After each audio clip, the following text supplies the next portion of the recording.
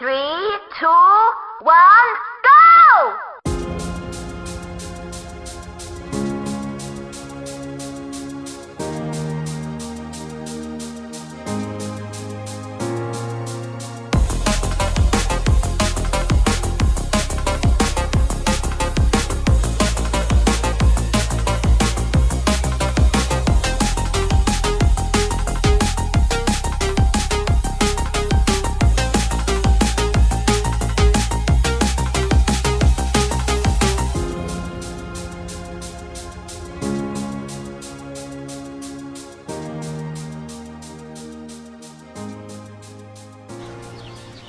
Will you play Nintendo with me? I can't think of anybody I'd rather play Nintendo with. Hello and welcome to this electronic extra. Joining me this time is Chris Schilling. Hello. And Ashley Day. Hello. Hi, gentlemen. I've asked you here to come and rank these 3D Super Mario games. And we're basically going to go through, each one of us will go through and give our ranking of the 8 3D Super Mario games. That's right, 8. I'm including Bowser's Fury as a separate game to 3D World because they were really very different games. So we're going to go through those. We're going to go through worst to best, but we're going to do the list each and then aggregate it out at the end for the official ranking that I will send to Nintendo and tell them that this is what they now need to put onto each box to say which one is number one, etc. So yeah, guys, thank you both so much for joining.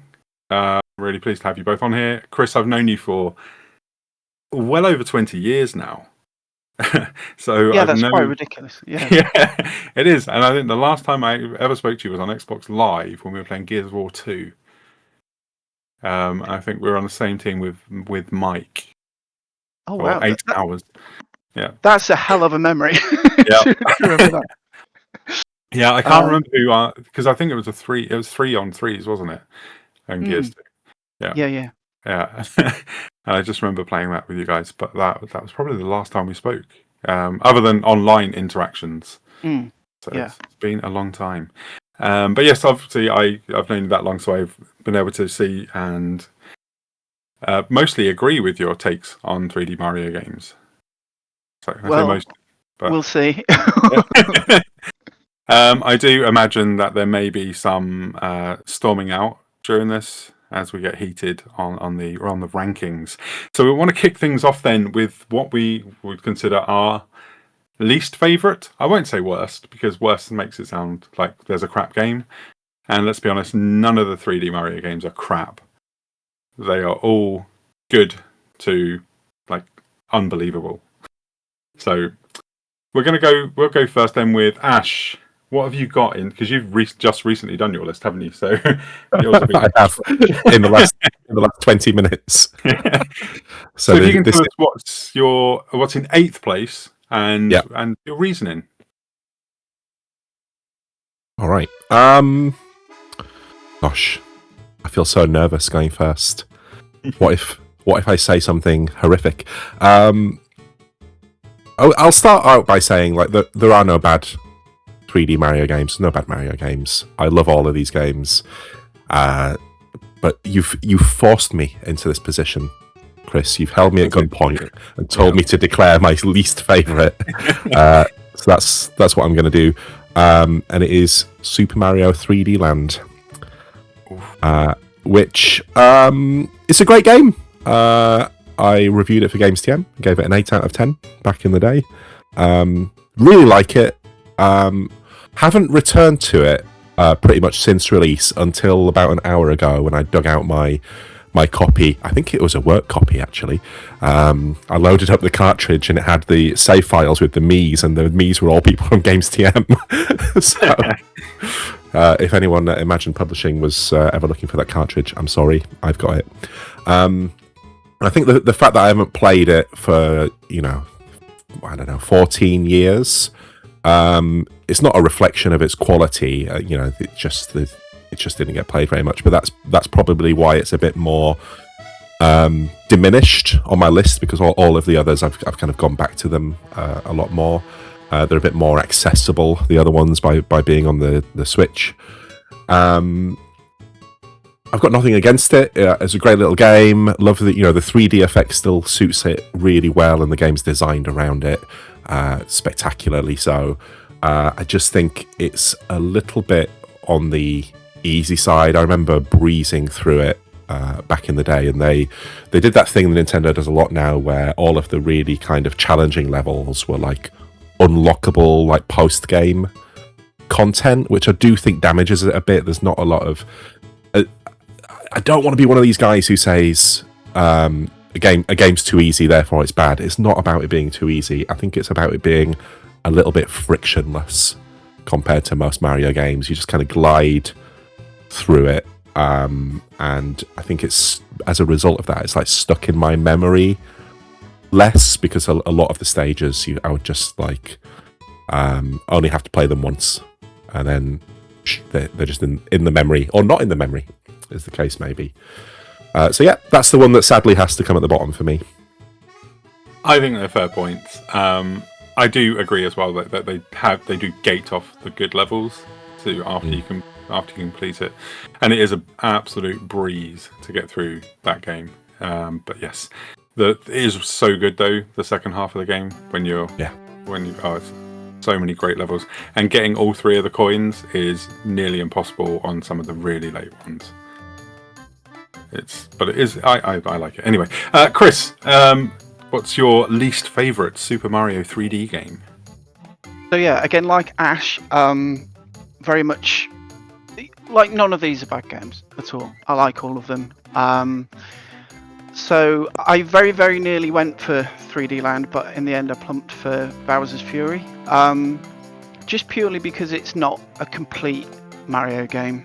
It's a standalone. It is kind of a standalone thing. But it's bundled with 3D World. So it's an interesting experiment. I think it feels like a potential sign of things to come, like what they might do next with the next proper 3D Mario.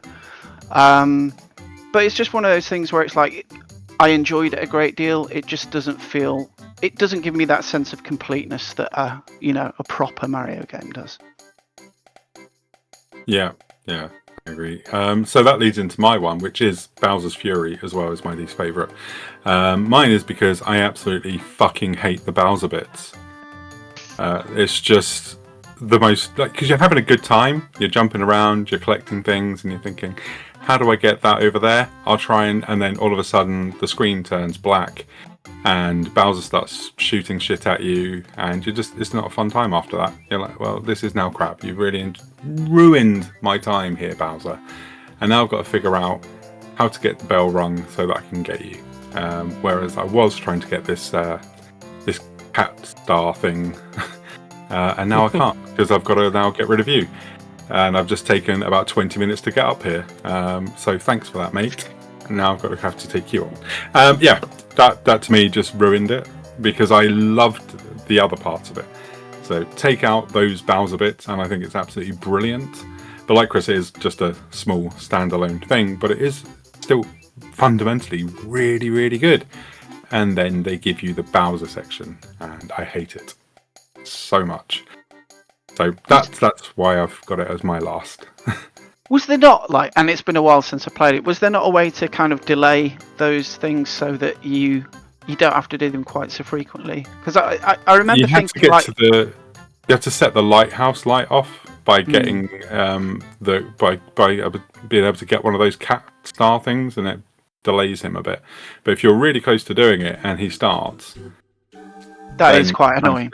Yeah, that is so annoying, which happened to me far too many times. So yeah, that to me is one of, because some of those ones are really quite difficult to get, in some of the further away parts of the map, because it's just one big open area, right? But there are bits that you have to sort of work your way to, and high up as well, which have got some really challenging platform sections. Yeah. And then Bowser kicks off, and you're like, you absolute dick face, why are you doing that? I'm so close to getting this. It is then quite satisfying to then just beat him up as giant Cat Mario. Yeah, that's nice. I take so much satisfaction doing it as well. Yeah. Usually I feel sorry for Bowser in most of the games. You know, I'm like, Bowser, mate, I'm really sorry I've got to do this. But in this one, I'm like, no, Bowser, you are taking a pounding for a reason now, okay? Okay, Ash, number 7. Right, so this is the controversial one. I think people are going to be absolutely disgusted that this is so down on my list. But I'm afraid it's Super Mario Odyssey. Again, not a bad game by any stretch of the imagination. Played it, finished it, loved it. But it just doesn't come close to my favorite Marios for me. I think part of that is this is going to sound really strange, but I think there's like too much variety in it. One of the things people praise Odyssey for is that it throws all of these ideas into the game, and some of those ideas are very, very fleeting. I think I would have preferred some ideas that kind of stick around a bit longer and make it feel a bit more of a coherent and consistent game. My big problem with it is the moons. There are just so many moons to collect that for me they kind of became a little bit meaningless, a little bit white noise. And the greatest example of that is that you can just go into a shop and buy a moon with the coins that you've collected. Compare that to the game that's at the top of my list, and I think everything will kind of make sense in terms of my tastes once you get there. You know, the best Mario games, every goal, every collectible feels like a meaningful achievement, whereas Odyssey felt quite watered down to me. It felt like it was kind of throwing achievements at you as you went. Still got great moments. I think the Pauline like song and dance number in the middle of the game is like one of Nintendo's like highest points, full stop. So like the peaks of Odyssey are some of the best peaks in Nintendo history. But I just have Mario games that I greatly prefer, I'm afraid. Okay, that is a take. Yes, I know. Yeah, wow. But don't you think that the fact that you have two ways of getting it, it's set up so that if you want to focus on the coins, it does actually give meaning to the coins more than any other Mario game, because you can then try and grind them to get the moons if you're not a very good player, and you can sort of go that route to be able to like advance your moon collectible. Yeah, or, but I am a good player. Yeah, so it doesn't work. No, I know it's the same for you, but I'm saying in general, but also the fact that the moons being everywhere kind of, for me anyway, spurred me on to keep getting them. Like, oh, is there a moon over here? You know, it made me explore even more. You know, that's how I felt. Anyway, I'm not going to argue with you too much though. Okay, Chris, what have you got at 7? Yeah, so 7 is 3D Land for me. As I was saying before, I very nearly put this last, but I think it's one of those at the time. Nintendo was kind of keen to make a game that was sort of like a bridge between the 2D and 3D Marios, because the 2D Marios were like massively, you know, comparatively successful. And it sort of felt like Nintendo was kind of trying to find a way to make the 3D ones more appealing to kind of like a mass audience. Yeah, so I think this did a pretty good job of that. I think the problem is that even though it's on a handheld, you can't help but compare it to the other 3D games. And being the first 3D Mario that came out after Galaxy 2, it couldn't help but feel like a little bit of a letdown. As Ash was saying, like the first half of the game is just it's a bit too easy. It's a bit too, there's no kind of challenging obstacles, and it's like I'm very much of the opinion that a game doesn't need to be hard to be good. but it is just kind of it's like a procession really, and then post credits it actually gets really good. Like some of the stuff in there is really fun. The Zelda homage is really fun. The levels that really make the most of the 3D depth, where you've got the propeller block on your head, those were pretty cool as well. So I had a weird personal experience with this, which is that it came out on the same day as Skyward Sword, and I'd agreed to review them both. So in a way, I basically had 3 days to review both of them for Video Gamer, and managed to kind of just about do it. So actually, I was quite glad of it at the time of it being really easy, because I could just breeze through it and then knock the review out as quickly as possible. I'd completely forgotten, Chris, that they came out on the same day, and it's unlocked a memory now for me of. You will remember this well, of like you had to go to the Nintendo UK offices to review any of their new games because they were too scared of letting them out the building ahead. This was for print media, especially if you want to get the review out on time. You had to like go to their office. So I remember. So I reviewed 3D Land for gamesTM, and I went along. There was another person on the team who they were reviewing Skyward Sword. So I kind of got. I think I got a better deal there. I got to. Oh, did I? I don't know. Let's examine it. Let's spend the next hour debating whether I got the better deal. But it was quite easy to play and finish 3D Land in a day, which is convenient for a reviewer.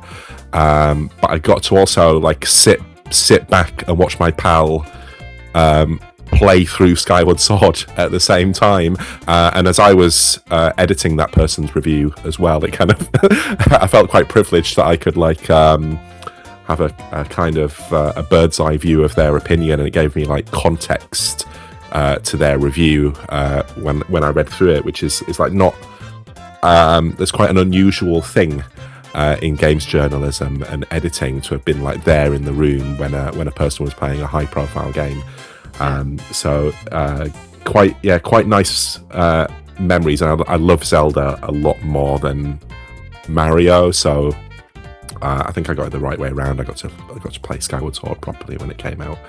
But yeah, like what a strange thing that Nintendo decided to release two massive games on the same day.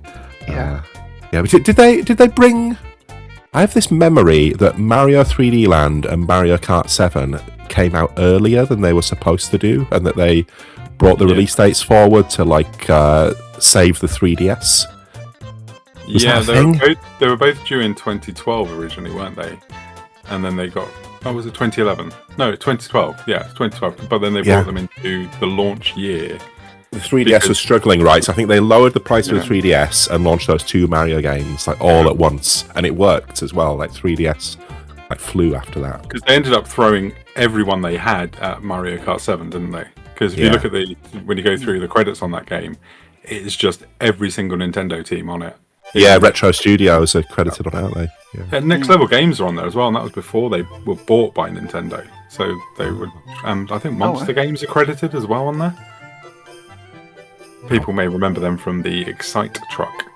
I do. And Excite Bots as well. Excite Bots. And they made Pilot Wings on 3DS as well, didn't they? Yeah, they did. Oh, did they? Oh, yeah. Okay. Yeah. And they did the 3DS port of Xenoblade Chronicles. Ooh. I didn't know that. And then I think they were bought by Amazon, were they not? And then shut down. A tale as old as time. It's like, Amazon, we're going to have such a big budget for everything. Oh, we're being shut down without releasing anything. Okay, sounds fair. Can't wait to see the future of the Bond series under them without I.O. Shocking. Anyway, my number 7 is Super Mario Sunshine. Ooh. Yeah, sorry. At the time, I thought that this game was... I'm going to sound really old by saying the bee's knees. I thought it was absolutely fantastic back in 2002. But I played it again on the 3D All-Stars collection thing that came out a few years ago, and yeah, I've played it again even more recently than when that came out, and it's so incoherent, right? It's like every level is just weird, and some of the decisions in it are just absolutely strange. Like there's that one where you got to try and get all of the what they call those big like mirrored surfaces to point inwards to open that egg. Oh god, yeah. And it's just ridiculously hard because the camera just decides to go stupid when you go to jump and do the butt slam. The camera moves, and then you've missed it completely. Well, thanks for that camera. Why did you swing like that? Or then when you actually get onto that big bird and you're thinking, oh cool, this is like Shadow of the Colossus, but not then. Obviously, this is pre Shadow of the Colossus, but I'm talking present day Chris talking about it, and it's just a really really shit level. Like trying to get that bird. Like it's a really bad boss fight. I hated that. I love the void sections though. When I was playing those recently, I think those are absolutely brilliant. I was going to say, isn't it such a damning piece of praise for Mario Sunshine that everyone agrees the best levels are the ones that don't have the backpack in them? Yeah, yeah, and the story stuff in it as well. It's oh god, and Bowser talking, Bowser Jr. thinking that Peach is his mum. Oh yeah. Oh god, and it introduced Bowser Jr. as well, which is another red mark against the Scrappy Doo of the Mario world. yeah. Oh, I hate him so much. And yeah, I can't stand a lot of it, but there are some genuinely good levels in it. There are some really good things, but like the void levels especially, like I said, I love those. But I really love the first world you go to with like the windmills and things. I think that's a fantastic playground level, which shows you everything you can do in the game, and then all the other levels, they're like you can do one of these things, and that is it. Yeah, okay, thanks Nintendo. I really want to do everything you can do in that windmill level because it gives you all the different nozzles as well, so you can go back to it with the different nozzles to do loads of different things in there. And if you fall in that level, which of course you will quite a lot in that game because of the kind of fiddly controls and the jetpack stuff, if you fall in that first level, it's totally fine. It's a bit like Bowser's Fury has this, like you fall and you splash into some water or you hit the ground, and then you can carry on adventuring. And a lot of the later levels in Sunshine, falling is a lot more critical. And I think it loses fun and gains frustration at those later bits, unfortunately. Absolutely, yeah. So yeah, that for me is why that's my 7th place one. It's just, it just doesn't feel right. There are some bits where you're like, this is a great Mario game, and then you're just brought down to earth with a thud of like, no, this is actually quite a shit game. But it just peaks and troughs throughout the whole game. It's just a weird game. You can tell it was rushed and wasn't finished when it came out.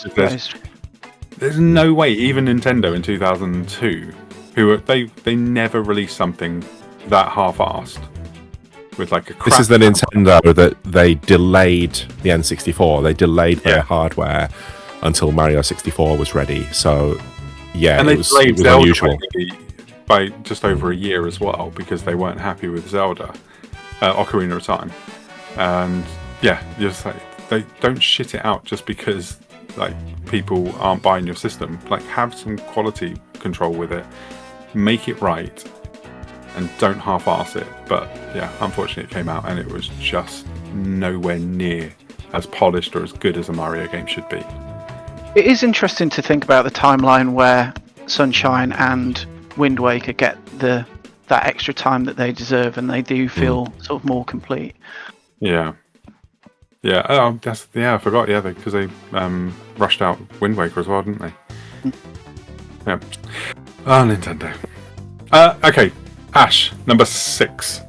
All right, my number 6 is Bowser's Fury. I won't spend too long on it because you've both summed it up pretty well.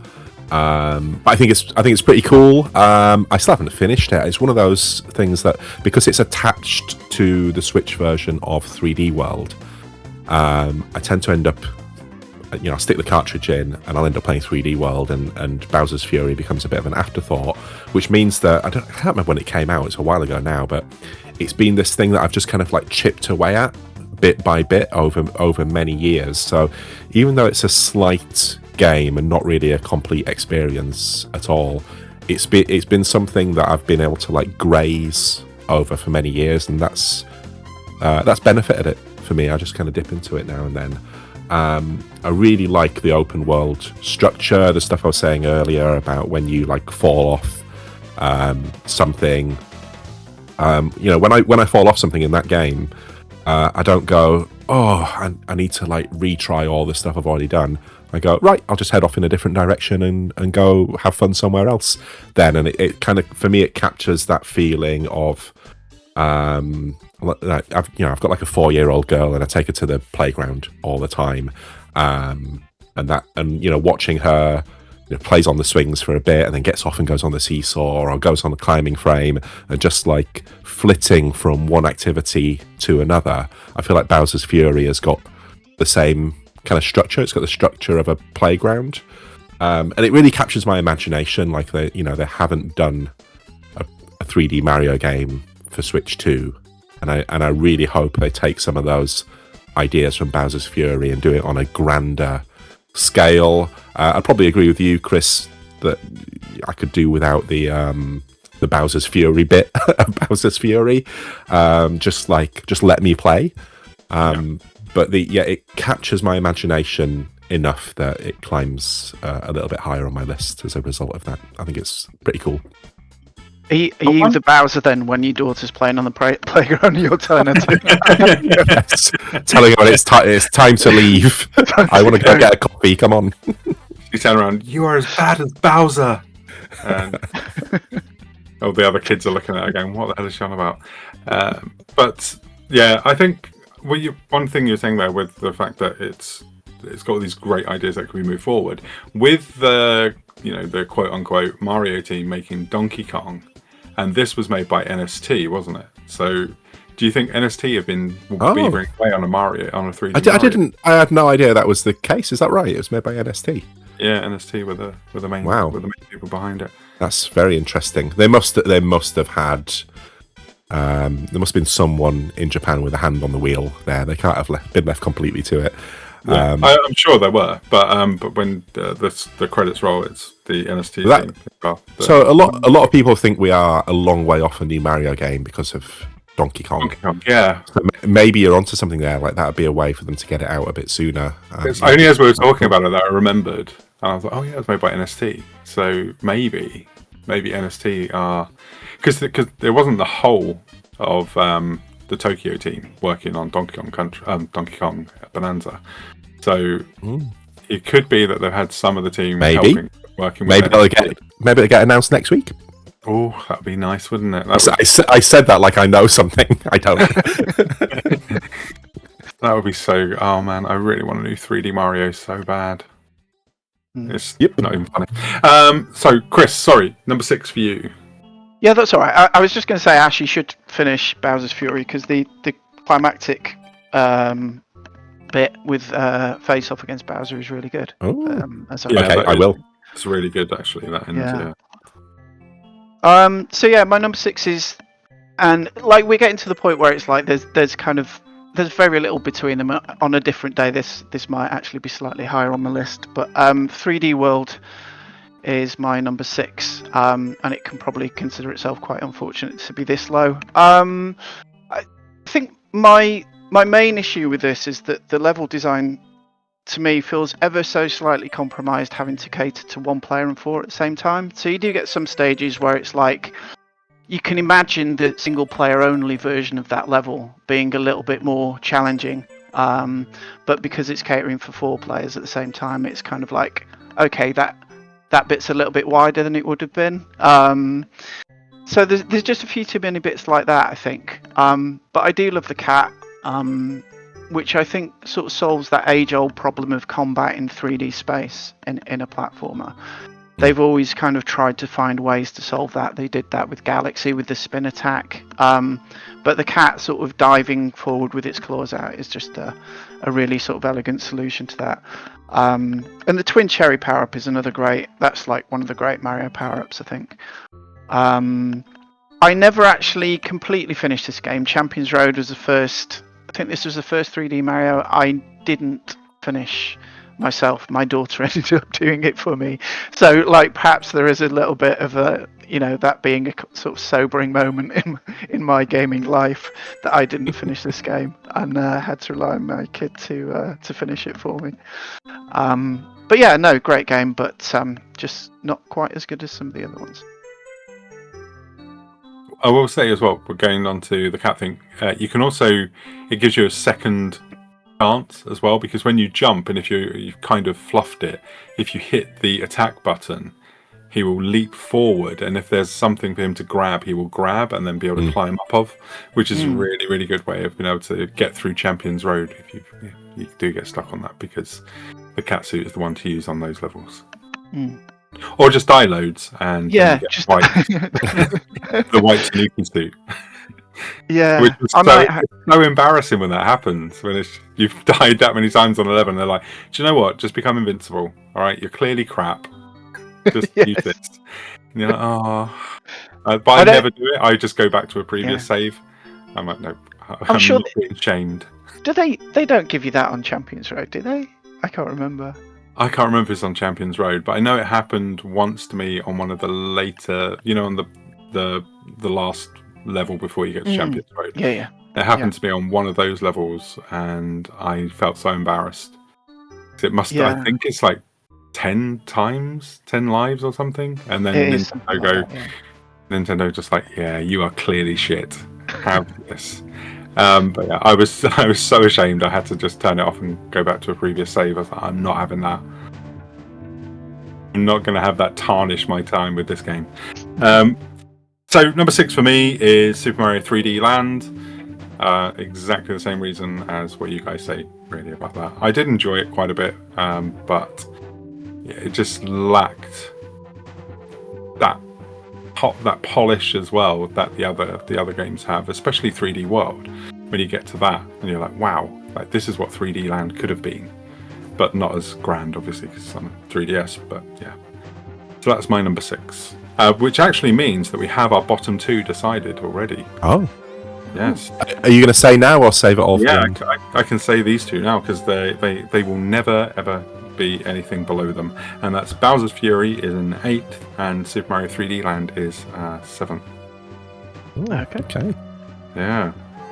Okay, so let's move on to the 5th choice then, Ash. Okay, 8, 7, 6. Okay, number 5 for me is Super Mario Sunshine.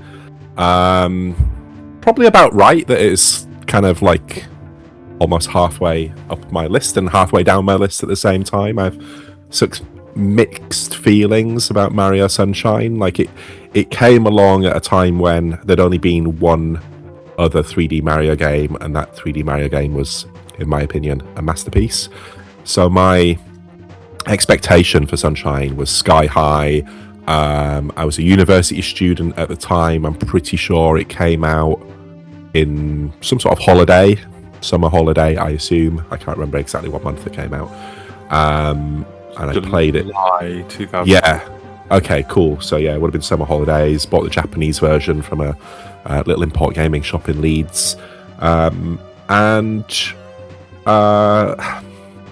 remember Edge reviewing it and kind of giving it a kicking with a 9 out of 10 on the end and saying, hey, it's the second best 3D Mario game.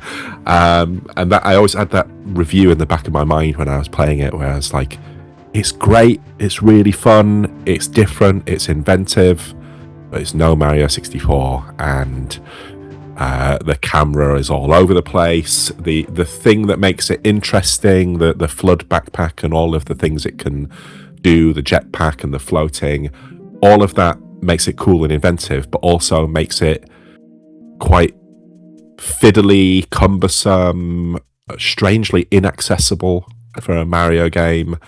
And I think it's a game that frustrates in as equally as it does delight.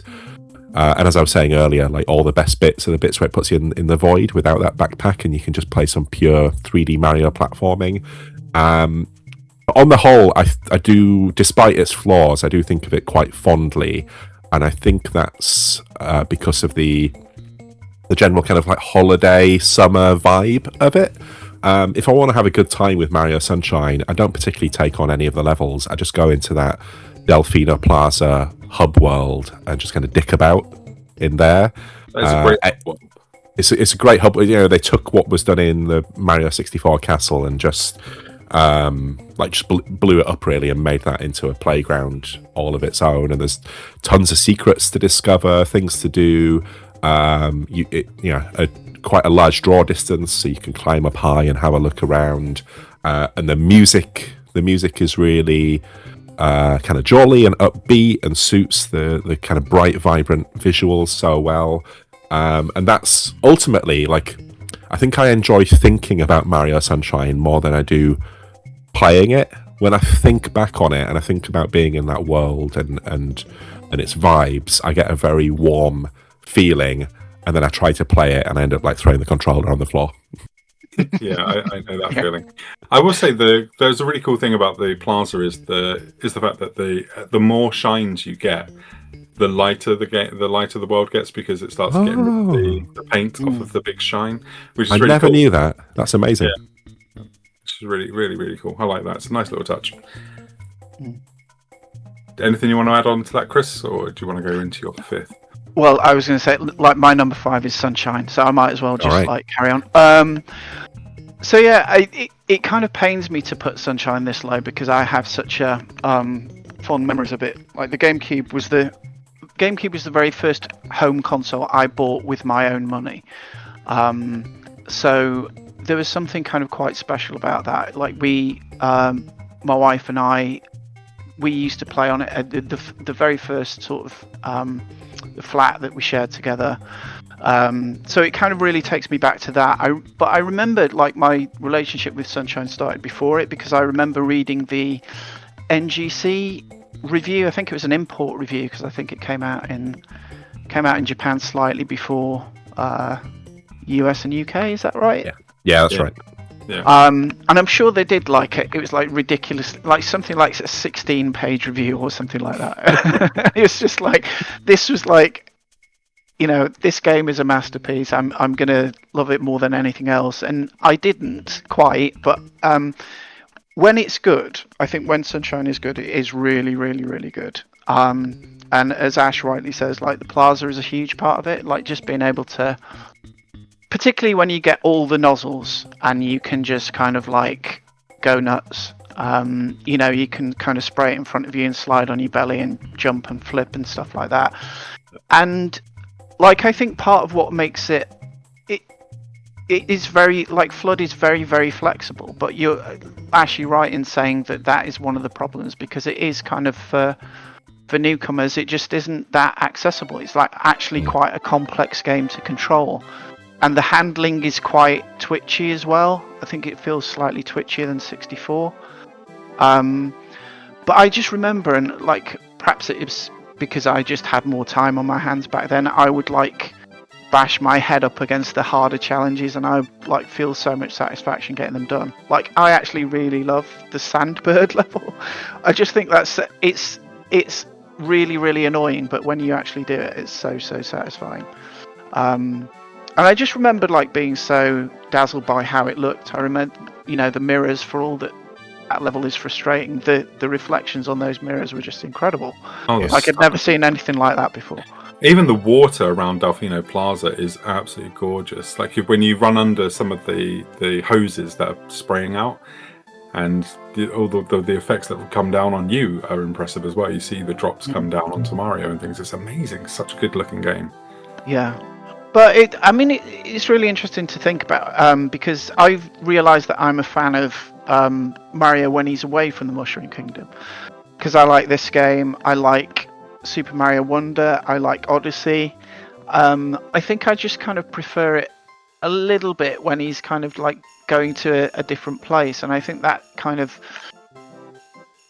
that sort of compensates for some of the shortcomings a little bit, and there are a lot of shortcomings because it's like the pachinko level is like one of the all-time worst Mario levels. The camera in the interior sections, like the hotel bit, is just appalling. The story is bad. There's that bit where you have to go up to Bowser and you have to steer this rickety boat over a lava river, which is absolutely, it was one of the most frustrating things I think I've ever done in video games. But yeah, there's so much to love apart from that. Like when it's and the void levels are fantastic. The one weird thing actually about Flood is that there aren't that many shines or challenges that really kind of make the most of Flood. Like there are a few where you have to like use the rocket nozzle to kind of boost up high, but there aren't actually too many that use the different nozzles. Like it's like the one where you're surfing around, the surf race is like you're surfing on bloopers. You're not using the rocket nozzle there, are you? True actually, because there are ways to chain all of them together in one move, right? So you do go from one flood to another flood to another flood to be able to get up higher when you're in Delfino Plaza to do stuff, but there's nothing in the levels that require you to do those sorts of movements. Yeah, that's true. I never thought about that, and I completely forgotten about the boat. It's so bad. It's so bad. Yeah. Oh, and I nearly forgot about the pachinko level as well. That's flashbacks. That's some PTSD. Yeah. It's me now, isn't it? Yep. It's number 5, isn't it? Okay. So my 5th. This one is the one. This is where I start getting really uncomfortable in choosing. So I'm going to go for my 5th, and I've ummed and ahed about this until just now. It's going to be Super Mario Odyssey, and I freaking hate myself for putting it here. But I love this game so much. I know what you're saying, Ash, where it doesn't feel like properly connected.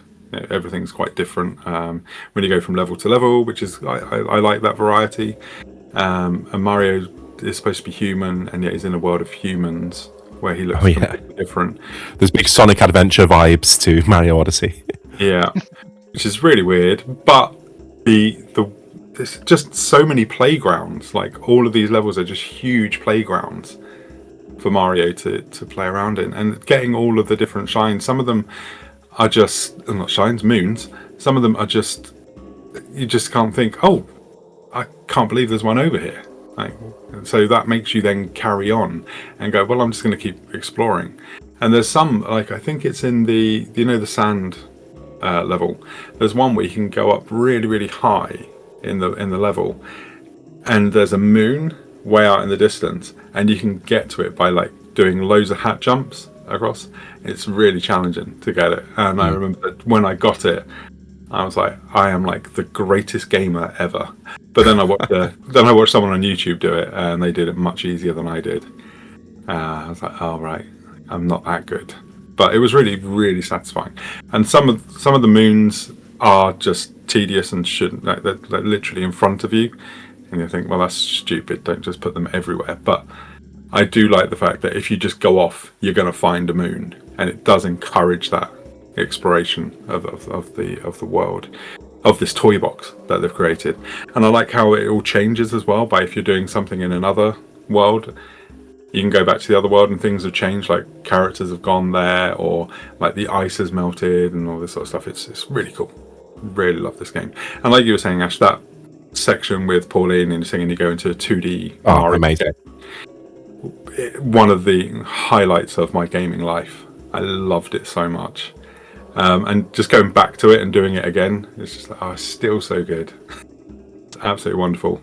I love that level in particular. But yeah, it's 5th. But the only reason it's 5th is because I like the others more. There's no knock on Odyssey for me, really. It's not a bad place to be, because all of these games are great. Yeah. Okay, so number 4, Ash. number 4 for me is a 4-player game, Super Mario 3D World. I love this game because it's 4-player. They took the multiplayer formula from New Super Mario Brothers, which I think worked to mixed results in those games, and they work so much better in a 3D context where you've got the elbow room to play together. In the 2D games, it's quite easy to end up getting in one another's way, and a bad player can disrupt a good player, and it can get quite frustrating. Whereas, when you tilt the space and add a third dimension, everyone can just kind of run around in their own way. And I think the beauty of that is very skilled players and newcomers can play together in this world and both have a great time and help one another. The context of like when I've played this game, I think really benefited me specifically. So this game came out when I worked at Nintendo, so it's for that reason it's like got some special memories for me, but also just to be in a working environment with other Mario fans when this game came out meant that every day for a long time there were 4 of us playing it together the way it's meant to be enjoyed the most. And then later on with the Switch version, I've played it a lot with my daughter, who obviously is very, very young, just getting into games and trying to understand them. She loves Cat Mario, she loves Cat Peach. She really struggles, but I can help her out. I can pick her up and throw her around, or she gets revived in a bubble, and I can burst her out of the bubble. And it takes on a whole new context for me where I can play it with someone young and like introduce that person to what's great about the very best video games. Like with any other 3D Mario, I would have to hand her the controller and she'd be kind of on her own, or she'd have to watch me play it. Very simple. With Mario 3D World, we can play together, and it's one of those things, isn't it, where it's a bit of a cliche in games reviewing to say, oh, this game is better when you play with somebody else, and then the counter argument to that is, well, yeah, you could say that about anything, but I do think Mario turned out to be something that is really good fun when you play with other people. So yeah, love it a lot. There's no argument from me. So, yeah. Chris, what have you got at number 4? Yeah, apologies in advance to Ash, but it's Super Mario 64. Yeah, my goodness. So, when I originally put this list together, I almost put it below Sunshine. I feel like I wouldn't be allowed to. I'd be banned from writing about video games again if I did that. This is purely kind of heart positioning. This is the one Mario that I have the least attachment to, and it's just purely kind of where I was in life at the time when it came out. Like, I didn't have an N64, and like one of my first encounters with it was like someone else had it, and I was insanely jealous because I wasn't allowed to have consoles at home. So there was that kind of, it was this thing that I coveted, but I was also sort of envious of this other person who had this game that I couldn't play. So there's always that little thing in the back of my mind, and I came to it very late. I came to it after Sunshine. At the same time, it is one of those games where I can absolutely recognise its importance to video games as a whole. Just when I play it, I would rather play 3D World, I think, for example. I know I've put that lower in my list, but given the choice of the two, it's just kind of, I just don't have that same attachment to it. But yeah, when I did get around to playing it, I was kind of like, yeah, this must have been something really, really special at the time. I just sort of feel like, in terms of the movement of Mario, like the way Mario handles, and I'm sure you'll disagree with this, Ash, but like the way Mario handles in games subsequent to that, like maybe not Sunshine, but some other games we'll talk about in a minute. I feel like those games have superseded it somewhat. I'll reserve my comments until we get higher in the list. Likewise, yeah. This is the first time it nearly got heated. Ash and I both sitting there rocking in our chairs. Don't keep going, Chris. What I will say is, if I can understand why, if this is a game you didn't play at launch, yes, and played after, or largely played after subsequent Mario games, I can see how it might be quite difficult to go back to it and feel a bit more kind of unrefined compared to later games. Still That's maddening. with my objective hat on. Still maddening though, after all of the N64 remakes and things that they've done, this still has not seen a remake. No. Well, there's the DS one. It's more or less the same thing, isn't it? It's the same game, but controlled by sliding your thumb across a touchscreen. It looks worse, weirdly. Yeah. Yeah. Strange. And you have to play as Yoshi and Wario. It's like, ugh. Yep. In that game, it's just weird. Okay, so what are we on? This is me, isn't it? So it's fourth. So this is... So for me, the next four are all 10 out of 10 games for me. So yeah, bear that in mind when I'm putting this fourth. And it's Super Mario Galaxy. Oh boy. I love this game so much. I think it's absolutely fantastic. The levels, every single one, you never know what you're going to get in each level, right? It's completely different every single time. And it's just such a joy. The music, like this was the first fully orchestrated Mario soundtrack as well. And they really went to town. It was just like, and no business being that good a soundtrack for a Mario game. It's like, the Mario games usually like boop, boop, boop, boop and stuff. And it's, no, you're getting a full-on orchestral John Williams sounding score on some of this. It's absolutely incredible in terms of audio. The only reason I'm going to put this at fourth is because Galaxy 2 is better. But Galaxy 1, I really love the hub world where you can go around, and you can go into the story room and have this, have the story read to you. I love that. But it's just, it doesn't have the levels that Galaxy 2 does, where Galaxy 2 is kind of like the link between 2D and 3D Marios, where you've got like objective at the end, whereas Galaxy feels very much more along the lines of like a 3D Mario, but in a more linear space. And then so it's kind of like a halfway house, but yeah. So I'm not dissing it at all. I think it's an absolutely fantastic game. Like, it is a 10 out of 10 video game, but then Galaxy 2 is just so much better.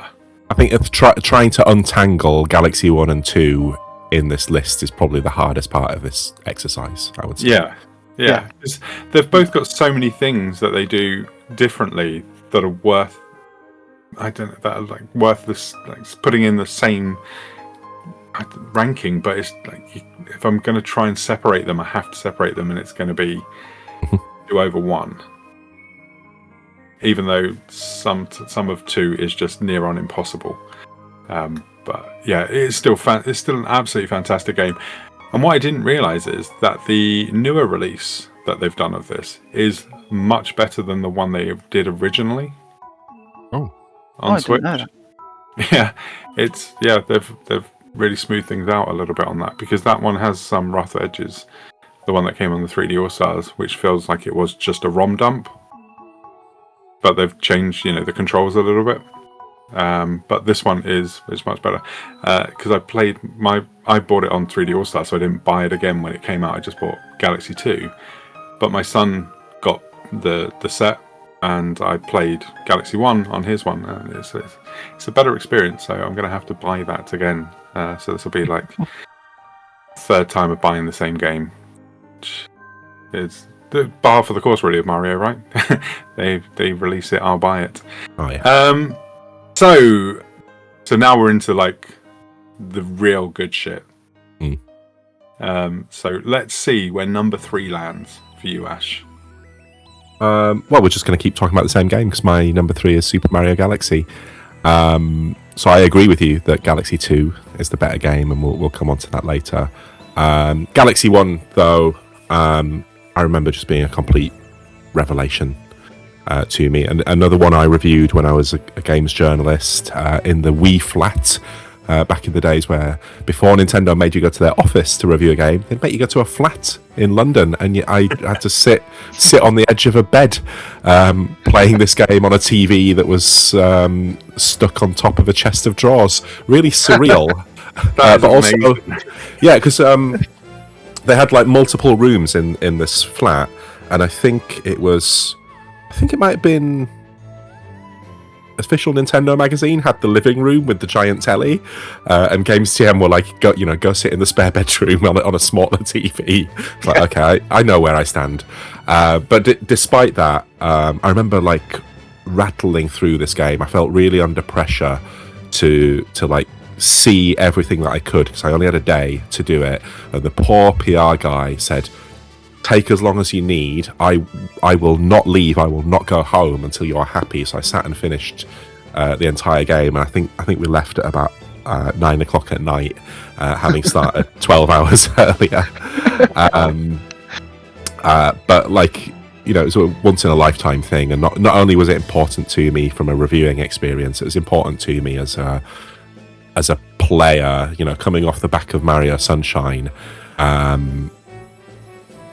I think Nintendo had a job to do. Like, they needed to restore Mario to its rightful place, and the solution to that, to like make these spherical worlds that you could run around kind of infinitely, and that had this like gravity that always pulled you back down to earth. Kind of it was an ingenious solution to a real problem that Mario 3D had.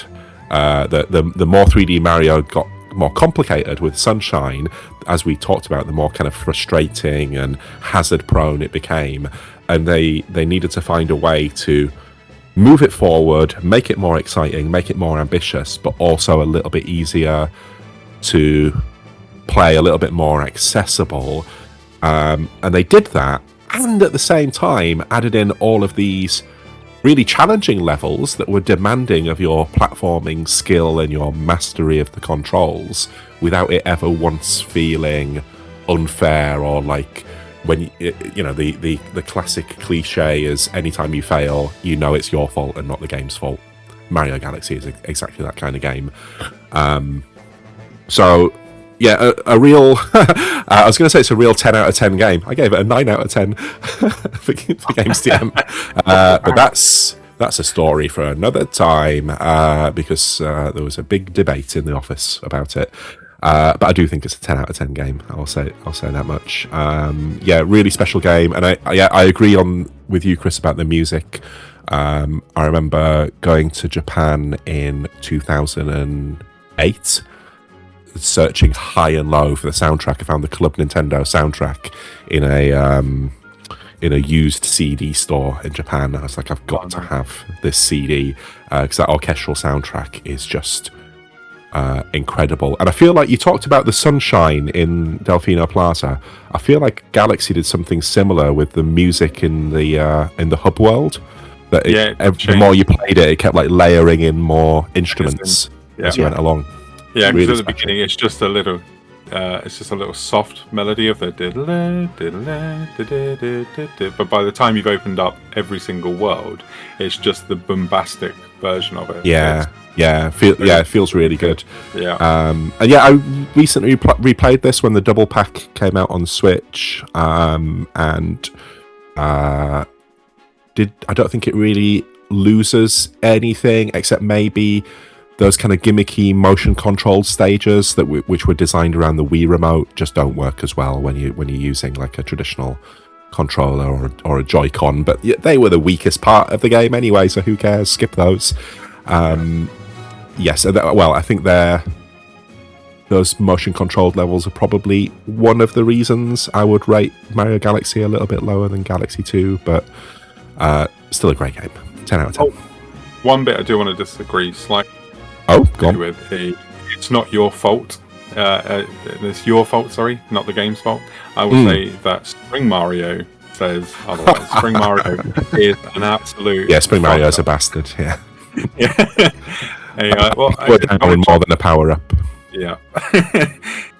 So that's the only thing I would say. But yes, I agree with all of that. I would love to have put it higher, but I just can't because I prefer the other three. Yeah. Chris.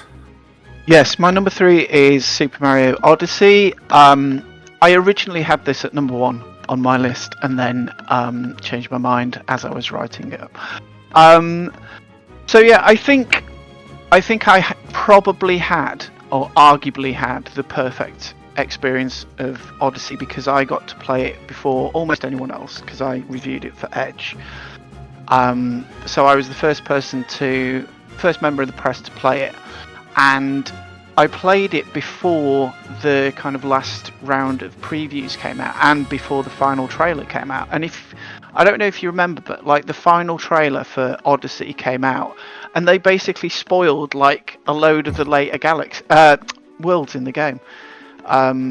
So when I played, that showed the dragon as well, didn't it, in that trailer? Yeah, they showed the dragon. Yeah, which like when I saw it, like completely sort of, shocked me because I didn't know what to expect because I'd not seen anything like that before. Same with I think the Seaside and the Snow Kingdoms. I don't think those had been revealed either. But I was given it was a review situation where I was kind of staying over at Windsor, and I think I had 3 days to play through like the whole thing. So I managed to finish it properly, and it was just kind of the experience of playing that, and everything kind of being so completely new and unspoiled, like just made it such a wonderful experience. But I think the thing that I came away with that I loved the most was that I don't think I've ever enjoyed controlling a video game character as much as I did Mario in that game. Like just the number of different moves that you have with Cappy, and the number of different ways. Like I remember being in New Donk City, there's like seeing something on a distant skyscraper and thinking, if I like throw the cap off and jump off and dive off that, can I make it to the roof across the way? And managing to make it. And there are so many kind of moves that you can chain together, like you can drum the Joy-Con to kind of go into a roll. That's really fun to do in the Sand Kingdom and stuff like that. So yeah, I just had such an amazing time just controlling Mario in that game, and like even the more difficult challenges in that, like having enough time, like 3 days was enough time to kind of really do it justice. And yeah, that's just it, it's just the nostalgia of that time. Like it was a really good time. I was quite happy with the review of it, which is fairly rare for me as well. But I was just the joy of doing that, and it was a cover as well. It was like the first really, really big kind of Edge review that I'd done, really, and it was a 10 as well, so like that was a big deal. We had this whole discussion, but they trusted me enough to say, all right, yeah, we'll give it a 10. So yeah, that was just like, I can't sort of ignore the fact that I did have like almost the perfect experience with the game, and that kind of factors into me sort of putting it this high. But yeah, I still rate it. I still think it's a wonderful game, and the weird sort of balloon challenge that they put in it is weirdly underrated. I think that was a really fun kind of thing that a lot of people were doing around launch. Certainly, I feel like a lot of people drifted away from that, but there was I was playing that for a little while. That was good fun. Yeah, that was cool. And we also got to see Mario's nipples as well. That's of course, yeah. Oh, that was the other thing. I remember just being completely in the Seaside Kingdom, where you can feel like the fizzy seas in the controller. Oh yeah. That was just kind of completely sold me on HD Rumble as a thing. I was just like, well, that's brilliant. Yeah, I loved it. Yeah, I won't begrudge anyone putting Odyssey that high. I would I was very tempted to like a lot higher than 5th until today, and yeah, I had to change my mind again. Okay, so my number 3. It's number 3, isn't it? Yeah. I'm the one keeping score here, and I can't remember when it's my turn. So, I am going to go with Super Mario 3D World is my 3rd. I think that this game is so underrated as a single-player game, because I played it originally on the Wii U with my kids, and the thing is, I hate playing games with other people. So even my children, I'm like, I'd rather not play this with you guys, to be honest. I want to play on my own, but because whenever I got the Wii U out, the kids would be like, oh, let's play. I'm like, oh man, can't I just play on my own? So when I got it on Switch, I played it on my own in handheld mode, because then I could do that, you see, and no one would know what I was doing. And I think it's a very, very good single-player Mario game. And I would say it's kind of like Super Mario Bros. 3, but in 3D. It's got a very similar level structure, in terms of the levels are quite small compared to like the other 3D Mario games, where you can you have to get through to the end of the levels, get up the flagpole, that sort of stuff, which is kind of Mario 3, except you have to get those stars and things at the end, or the flower and the mushroom, where you jump up and hit those little blocks that aren't really there but are there. And it's got all these wonderful power-ups as well, just like Super Mario Bros. 3 does. Yeah, the map is very Mario 3 as well. Yeah, the map is very Mario 3. And it's the same sort of thing where you start off really, like in Super Mario Bros. 3, the first world's really easy. And then you move on to the second world, things ratchet up a little bit. And then by the end, it's just, I'm talking Champions Road here, it's just proper old school Mario, tear your hair out, throw your controller at the TV kind of thing, just like in the last level, the last world of Super Mario Bros. 3. But the other thing that's very similar is that you can use the items to manipulate the levels. So like I was saying, with the cat suit, you can give yourself like that extra little bit of a boost to latch onto something if you've made a bit of a bodge of a jump, which is really great. Like in Super Mario Bros. 3, you could use your different power-ups to just get you out of binds, rather than them just doing what they're supposed to do as their main focus of that power-up. You can manipulate things a little bit, or using the cherries as well. So you can sort of, if you want to get something in a different location, you take your other Mario. How many can you get? You can get up to like 6 in one level, can't you? So there's 6 of you running around.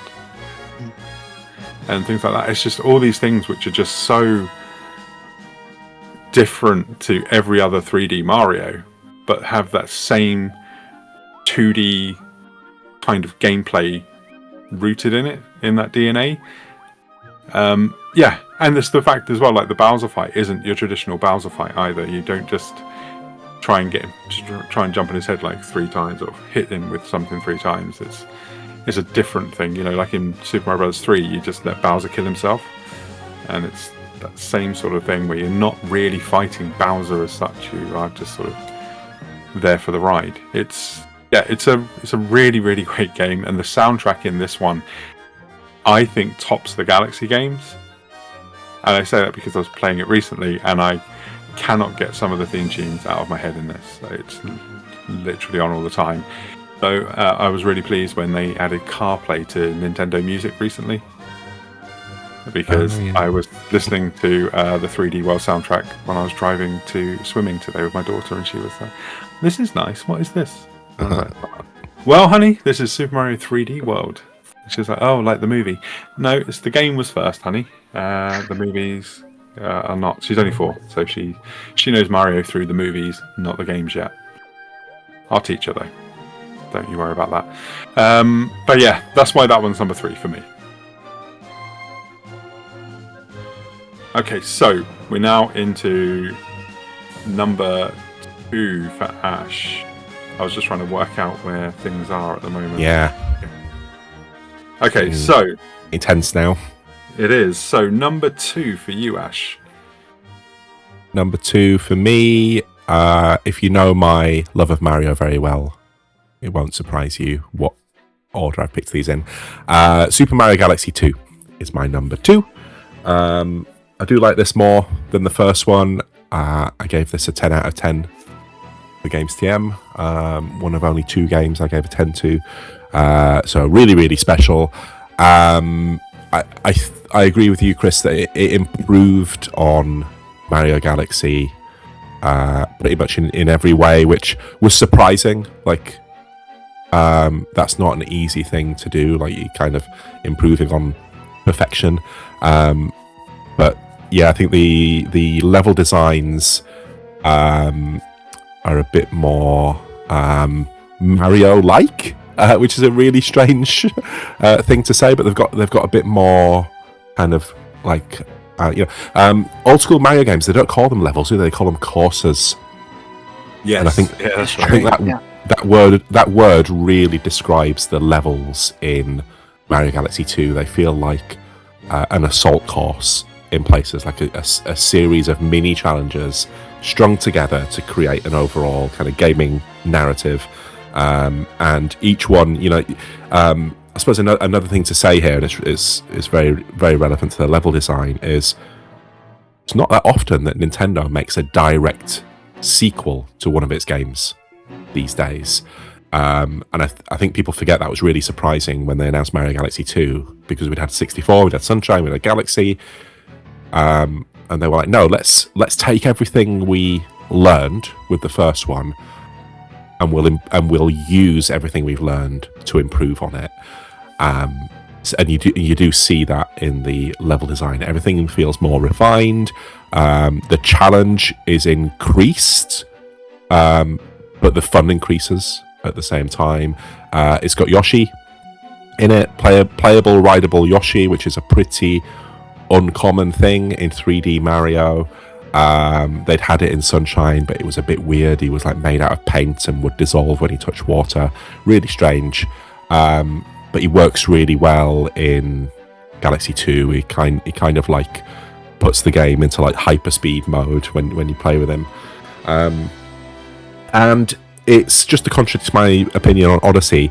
Galaxy 2 is like packed with variety, but it's packed with variety in a way that I prefer to the way Odyssey does it. It's just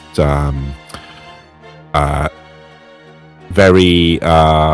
It doesn't really run out of ideas. It doesn't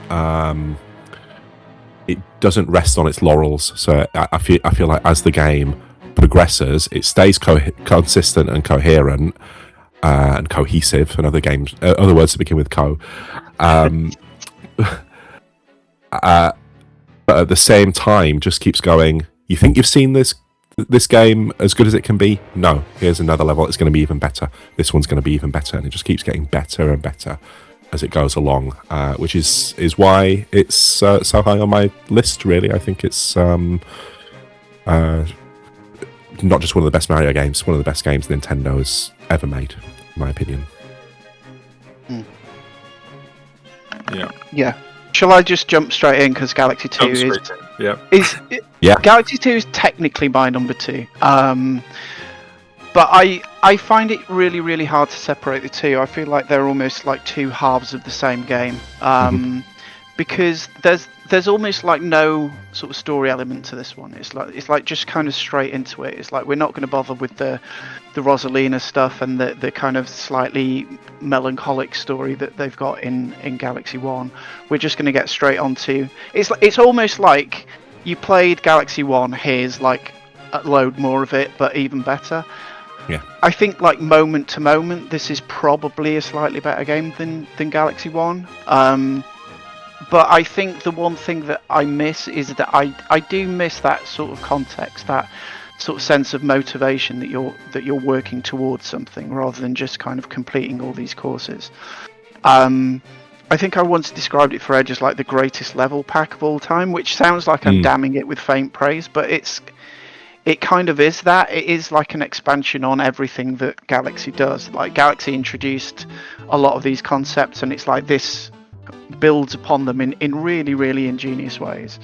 Like I love things like Puzzle Plank Galaxy, and that's amazing. Like the music in that is wonderful as well. there's no denying that like Cloud Mario is a better power up than most some of the ones in Galaxy 1. Like it's better than B Mario, it's certainly better than Spring Mario. The drill is fun. I'm gradually talking myself into moving this up to number 1 as I go on.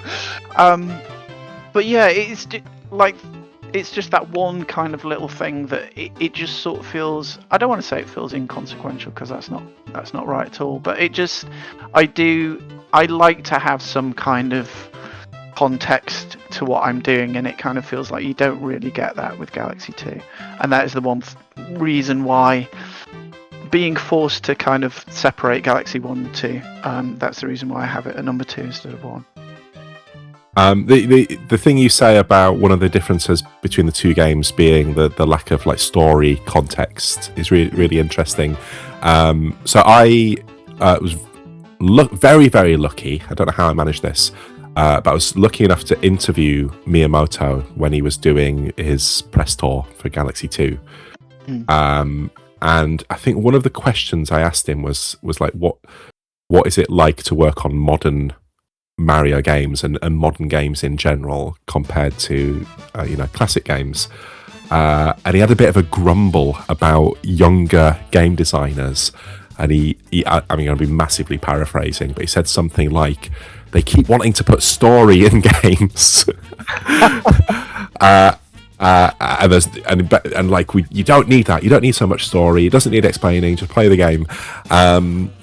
And I got the feeling, in the context of him promoting Mario Galaxy 2 and it being a bit lighter on story, I got the feeling he'd given the Mario Galaxy team a little bit of a slap on the wrists for the story that they'd put, all the Rosalina storybook stuff. Yeah.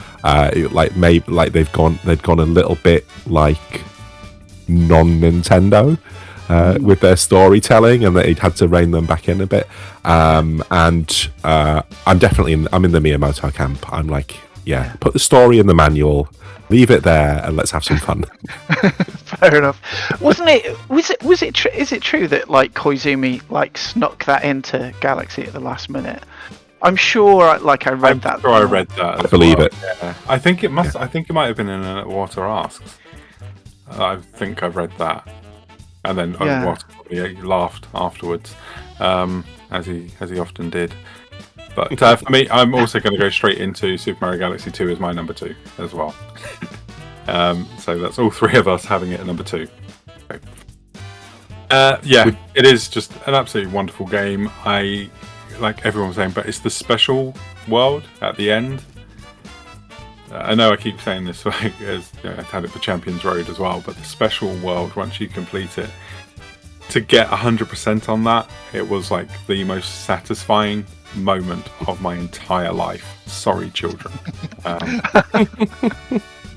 They won't listen. It's fine. But yeah, it was just absolutely incredible. But yes, it's just such a hard game not to put as my number 1, and the only reason I haven't is, like Chris was saying, it is more of Mario Galaxy, but it's not enough to really make it stand out on its own, so I can't quite put it at number 1 because it does feel like these are the leftover ideas that we had for another game. But they are better ideas, I would just say. My take on that, Chris, is that it's a game made by people who are familiar with Mario Galaxy for people who are familiar with Mario Galaxy. So it makes the most sense as a sequel. You've played Mario Galaxy, now here's more of it, and it goes bigger and better.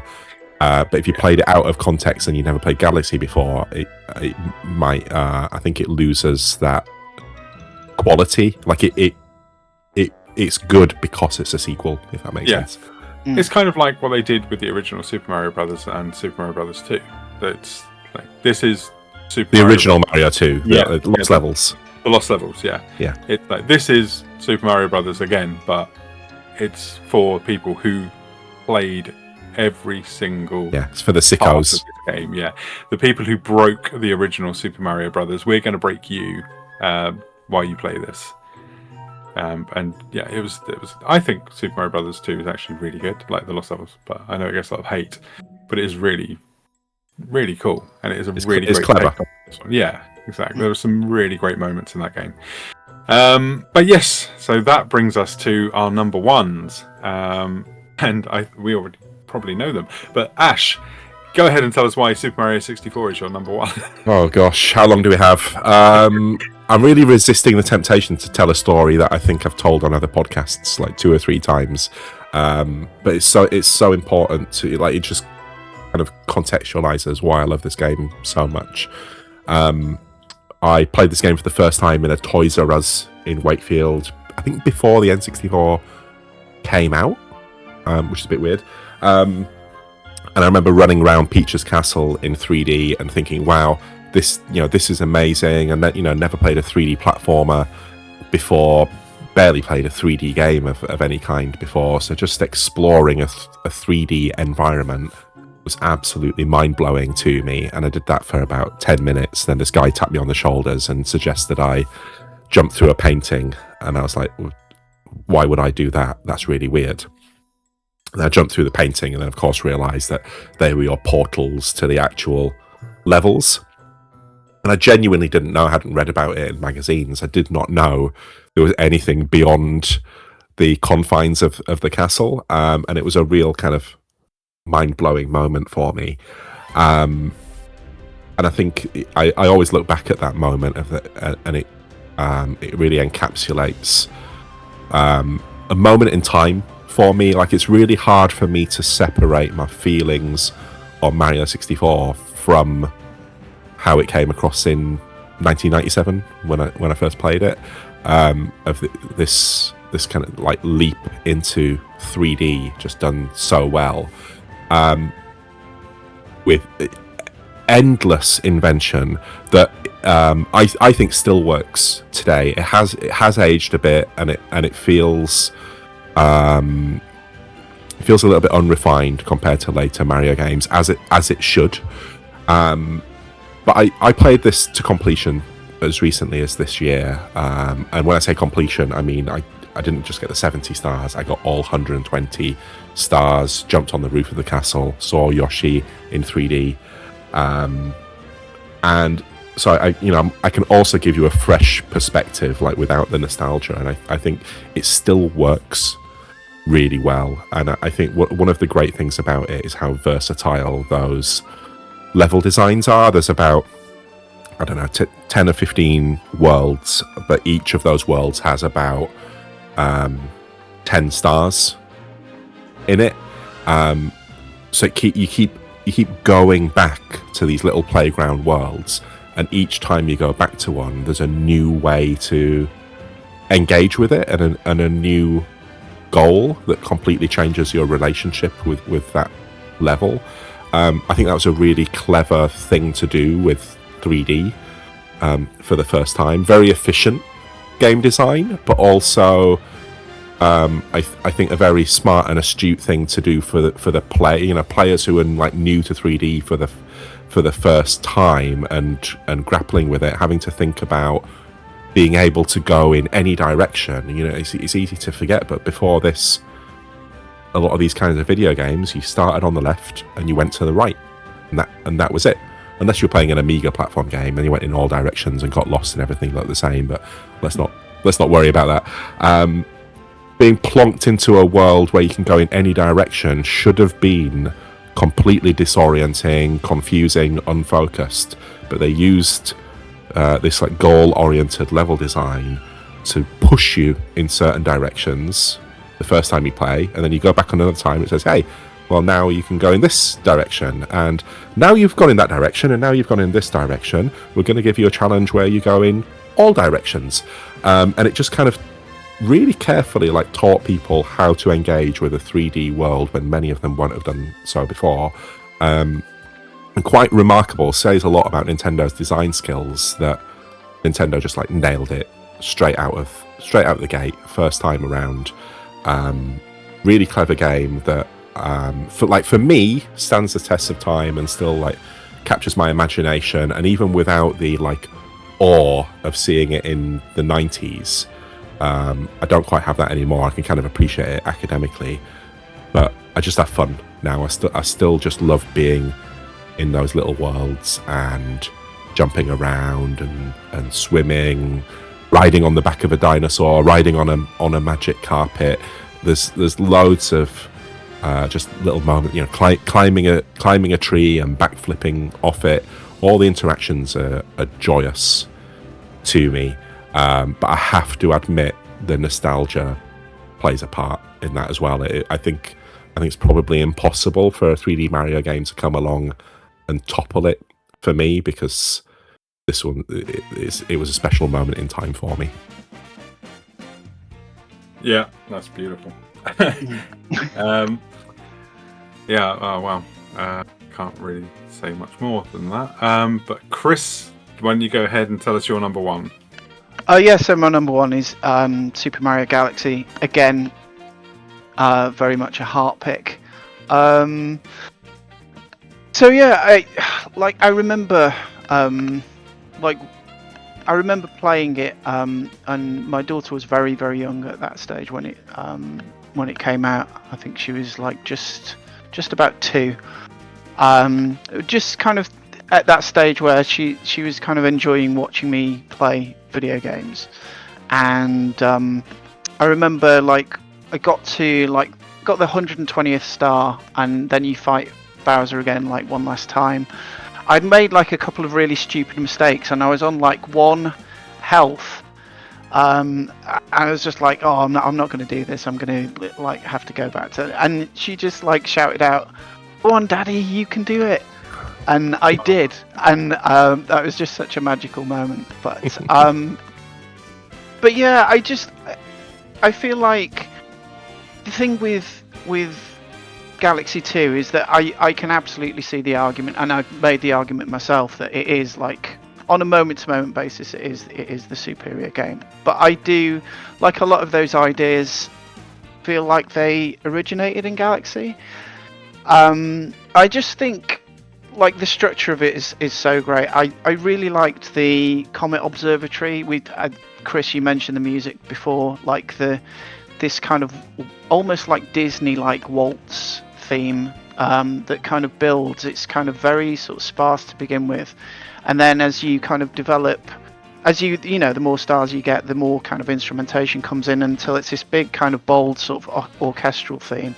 I think that's wonderful. I think the Gusty Garden Galaxy music is incredible, but just in terms of the level design of it, I think it's so ingenious. There's such the ability to kind of soar between these different planetoids allows Nintendo to pitch all these kind of disparate kind of pocket-sized challenges and put them all in one place, and then you get these lovely kind of wonderful moments of spectacle in between them where you just kind of you shake the Wii remote and Mario takes off and his arms are kind of spread out and he's sort of soaring into space, and you're not really doing anything at that moment. I mean, you can sort of collect the little star bits. It does give you a little bit of something to do.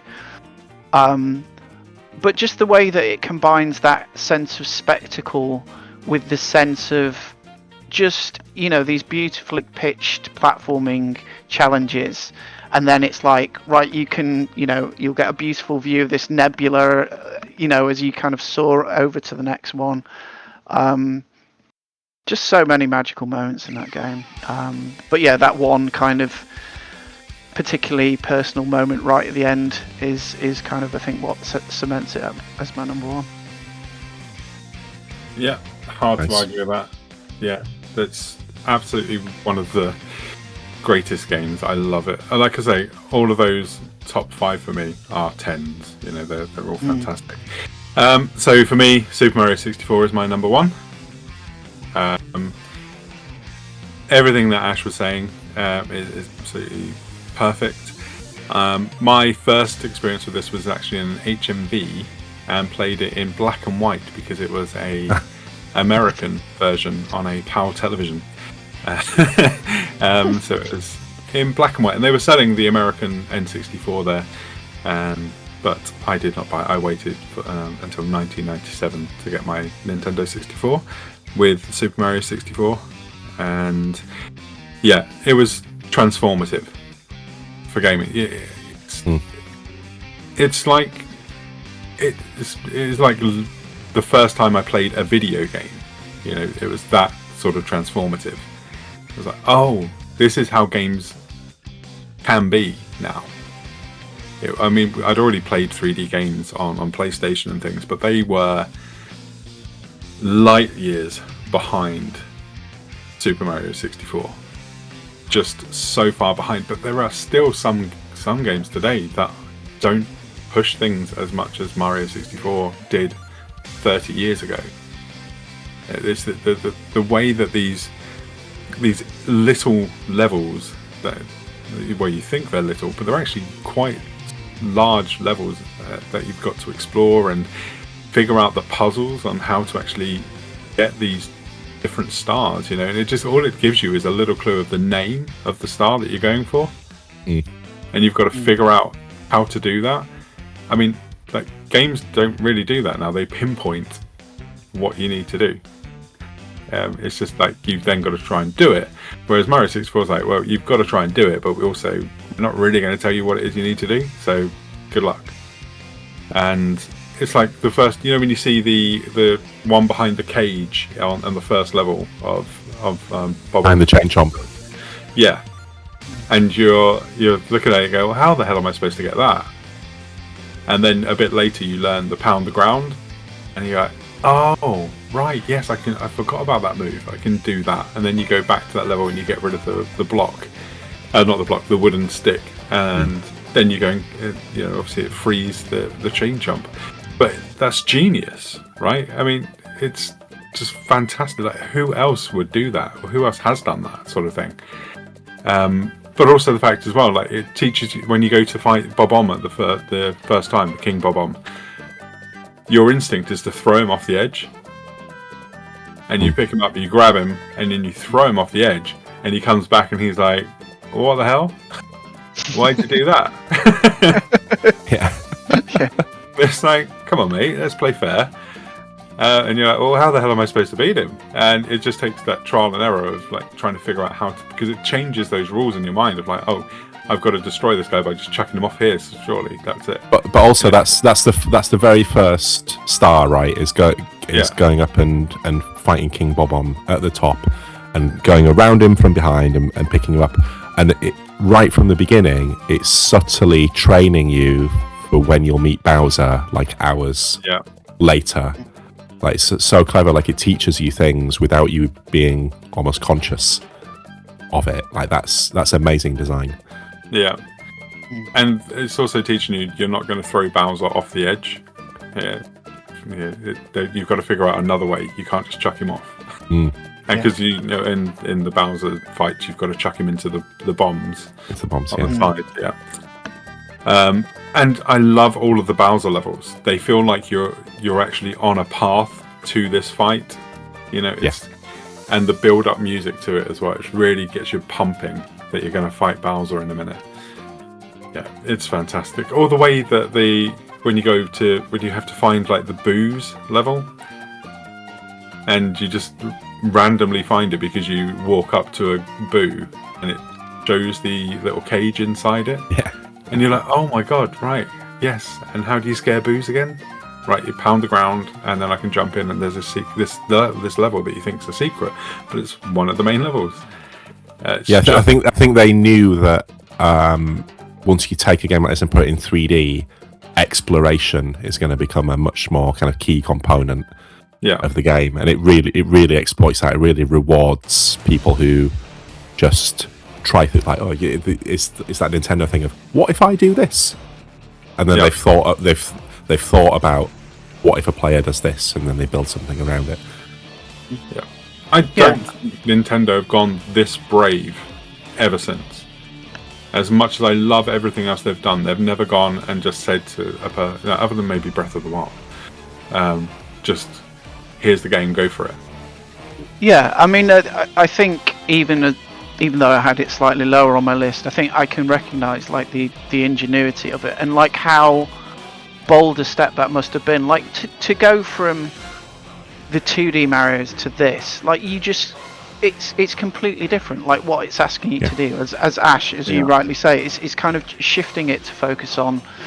You still do get these obstacle course elements of it, but at the same time, it is much more about exploration. It's like, this is how you explore a 2D space. Now we're going to have to, essentially invent how you do that in 3D. Yeah, there was no one to copy. No one else had done it. Yeah, to get so much right, like first time, is astonishing. Yeah. They give you everything as a tutorial without talking, just by putting you in Princess Peach Courtyard. Because you've got the water there, you've got the trees that you can climb, and you can just run and just jump and just figure out the controls without ever being told what to do. The only time you get told anything that you need to do is when Lakitu comes along and he's like, oh yeah, don't forget you can use me as a camera. Press the C buttons to be able to manipulate that. And that's it. And then after that, they just literally go nuts.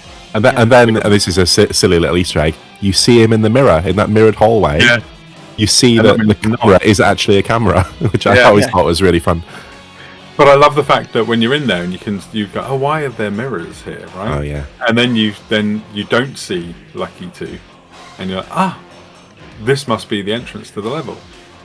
It's so clever. I mean, that's like an adventure game style puzzle. Yeah, I was going to say that a lot of it is like an adventure game, especially what you were saying about the title screen giving you little clues of where the star would be. Like there's a bit of lateral thinking involved there.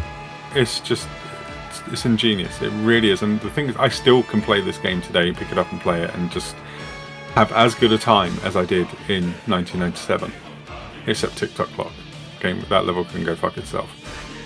But even that's really inventive, because so as everyone knows now, like the speed of the level changes depending on what time the clock is when you jump into it, and you can even freeze time by jumping in at a certain time.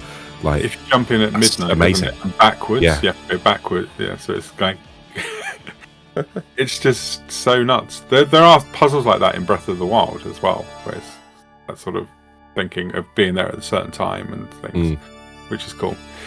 I'd say like Breath of the Wild was the first game since Super Mario 64 that gave me that. Oh my god, this is what games should be,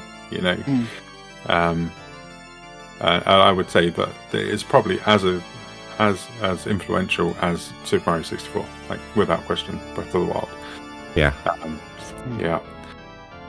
Okay, so that's all of our number ones now, isn't it? Yeah, because I was last. Yeah, cool. So then, do you want to run through your top 8 again, just so that I can figure out the actual ordering? Of this. It'd be good to recap anyway. So shall I go first? Yes, please. Yeah.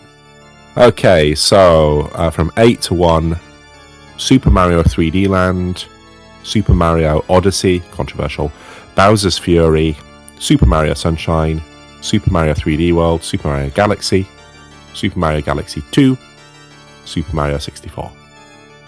Cool. Chris? Okay, and my number 8 is Bowser's Fury, 7 3D Land, 6 3D World, 5 Sunshine, 4 Super Mario 64, I'm sorry, 3 Odyssey, 2 Super Mario Galaxy 2, and number 1 Super Mario Galaxy. Cool.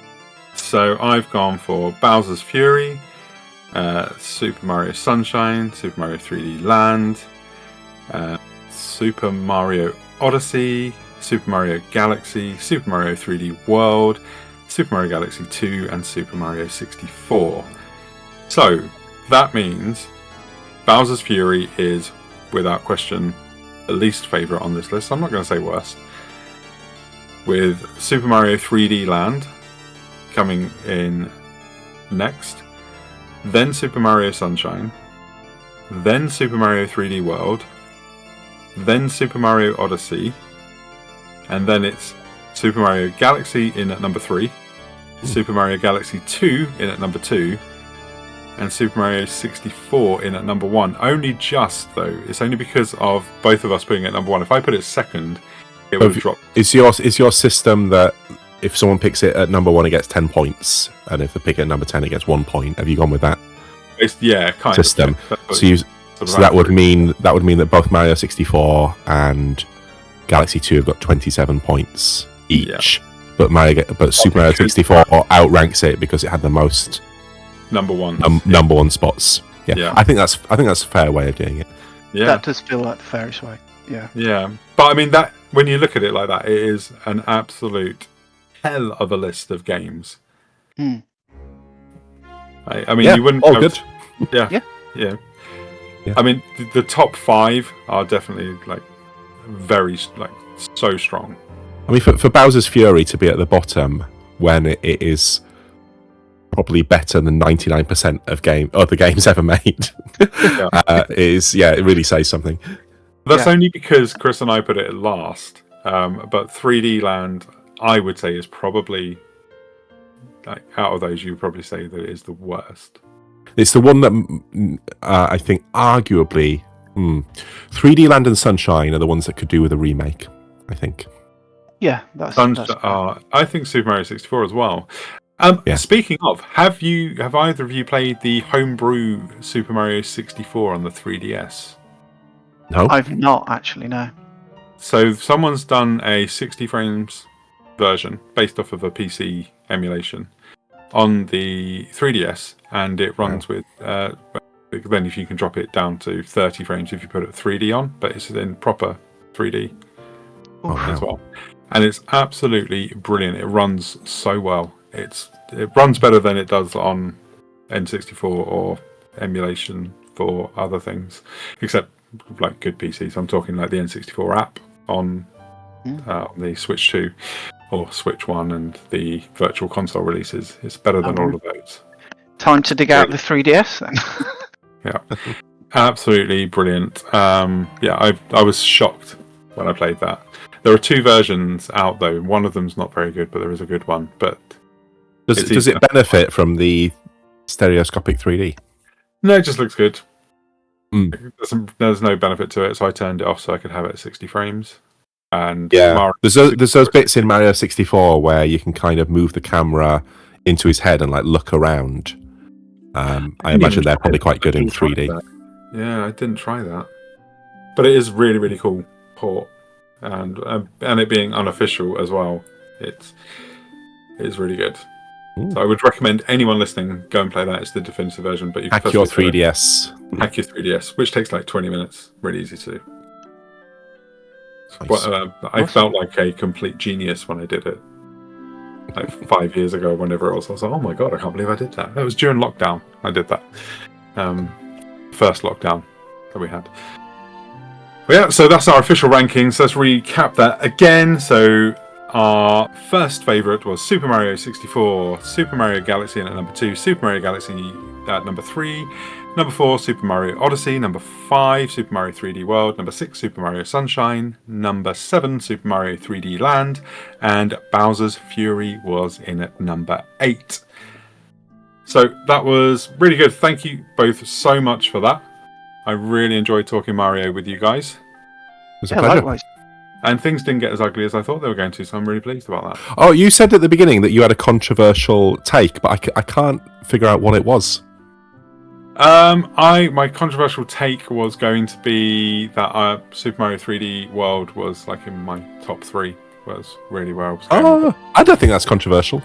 It's only because I was looking online and there seems to be a lot of people who don't like it, which is really bizarre. Well, people are stupid, aren't they? Let's be honest. Yeah, and I was like, how can you not like this game? It's absolutely wonderful. Great game. Yeah. And I think you mentioned that it's one of the secrets of it is really good in single player. That probably does get overlooked. Oh yeah, it does completely. I think that's the problem with that, and even say Super Mario Brothers, new Super Mario Brothers U, as well. As a single player game, that is one hell of a good 2D platformer. It's just most people talk about it as oh yeah, I've played it in multiplayer, and it's just stupid because I keep hitting the other person and falling out of the world, and it's playing it single player, it's absolutely amazing. It's not as good as Super Mario World, but it is still a really good 2D Super Mario game with shit music, but it's really good. The music is shit, but it is good. It's what's really annoying is the level with the art, the weird sort of Picasso style art in the background, and it's got the really shit new Super Mario Brothers music on it, and you're like, you couldn't have done something with an orchestra for that level alone. Yeah. Like, why? Like, why waste that level on this shit music? But that's the only thing that brings down the new Super Mario Brothers games. Other than the first one, I really didn't like the first one, but I've loved the others. And Wonder is fantastic as well. Oh yeah. Really good game. Again, 2D ranking. Let's go. So Super Mario World, number 1. Yeah, that's the weird thing is though, I would really like to know where people put Super Mario Brothers 2, the Western one, because it's in there. That one I love, and I'm really gutted we've never had a sequel to it. Yeah, in terms of little references here and there, don't you? Yeah. Strangely, like other games, like Captain Toad has got a little bit of like Mario 2 in it for some reason. Yeah, it's a good game. It's Mario 2. It's not even in the Mario Makers. Oh yeah, they never did a Mario 2 theme for Mario Maker. There's Zelda stuff in there, but no Super Mario Brothers 2. It's like, why? Yeah, it's like, this game's great, guys. Like, it's so good. It's the one game where you never play as Mario either, because you're like, as soon as you get the option, you're like, well, it's going to be Peach and Toad. They're the only two I'm playing as in this game. Although she wasn't Peach then, she was Princess Toadstool. But yep. Yeah, and it also introduced the first trans character to the Nintendo universe. Oh, Birdo. Yeah. Yeah. Because she was referred to as a she in the instruction manual, but also with the thing past tense of a he. So that was really progressive as well for perhaps accidentally progressive, but still. Yeah. But yeah, that's such a great game, and I love like the boss fights in that were just incredible as well. Like, especially when you come up against, is it Mouser with the bombs, and you've got to try and time the bombs just right to where he's going to walk into and things like that. It's really cool. Oh man, we should probably do a Mario 2 one. Well, not Mario 2, but a Mario 2D Rankathon. There are more, aren't there? But that's the thing. You then got to go. If you include Yoshi's Island, you then have to include all the Yoshi games after. I think no, because I don't think you can. I think that's a Yoshi game. I don't think that's if you include the Game Boy games, you have to then include all of the Wario Land games. Yeah, there's a lot of branching paths in Mario. Yeah, there are, and also Donkey Kong. Let's not forget the original Donkey Kong is a 2D Mario. Really, because he's the main character. It's your first 10-hour episode. Yeah. Have to be in multi-parts, wouldn't it? But it's been really good speaking to you both. Is there anything you two want to plug before we go? Please read my blog. It's got lots of words by me, including an article about my experience of getting 120 stars in Mario 64. So if you like this podcast, I think you'll like that article. My blog is called Games from the Black Hole. It is a fantastic read, and I was reading your R-Types Tactics one earlier. Ah, yes, new today. Thank you. Yeah, that was really, really good. And I agree. By the way, it's a really, really fun game that does a lot of new things for the turn-based strategy genre. Really, really good. I can't put it down, which is a problem. Yeah. Chris, anything you want to plug? I mean, I'm editorial director at Lost in Cult. We release new products every 5 minutes, so it's like, what do I pick? I guess, just due to personal attachment, like I've written a book about the Swedish video game developer Simogo called Heartbeats, Dreams and Laser Eyes. That's available to pre-order now from lostincult.co.uk. Yeah, the Lost in Cult stuff, there's some great stuff on there, so it's well worth going over and having a look at some stuff they do there. It's really cool stuff. Actually, just loads of really good people there. Yeah, just to give another shout out, actually, the Tunic book is very, very nearly ready to ship, and that's a particularly good one, I think. Excellent. That's another game that has like that early Nintendo Oh, vibe yeah. to it, Yeah, definitely. with the thing of figure it out yourself, dick. Don't look at a guide. The only game I've played that I think captures what it was like to play import games without knowing any Japanese. They somehow managed to capture that feeling in an English language game, which is quite. And I think it was deliberate. Maybe I should read the book and find out. I was going to say there's quite a bit about that in the book, so yeah, it's definitely worth a read. Yeah. Yeah, if people haven't played Tunic, go and play it and then buy the book, because it's absolutely wonderful game. But I'm still waiting on the Switch 2 port now, because that'd be really good to be able to play that again in a native Switch 2 version. Yeah, is that due out? Do we have a date for that? No, they just said it's in development. That's all they said, which is disappointing. I'd like to know, because I really am hankering for another playthrough of that. I'd like to be able to reset my memory Men in Black style with it though. Oh, don't worry. With age, that will come. Yeah, maybe I'll just give it another couple of years and then I'll forget. But I thank you both so much for joining me today. So thanks everyone for listening as well. Thank you. I hope you've enjoyed it as much as I did.